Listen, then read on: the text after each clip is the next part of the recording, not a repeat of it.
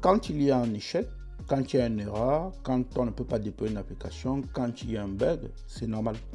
Ce qui n'est pas normal, c'est le temps qu'on prend pour le résoudre. Et donc, il faut donc être à même d'automatiser au maximum les actions pour que chaque fois qu'il y a un problème, on puisse relancer la machine avec le moins d'intervention humaine possible. C'est ça le plus important. Donc, dites-vous que s'il y a un problème, c'est normal. On n'a pas besoin de se taper dessus, de s'engueuler. Ce n'est qu'un travail, comme je dis souvent, parce qu'il y a un bug en fait. Donc, s'il y a un bug, c'est normal. Le plus important, c'est de mettre donc derrière des outils qui vont vous permettre donc de pallier rapidement au problème, parce qu'il n'y a pas d'entreprise qui déploie l'application qui n'a pas de bug.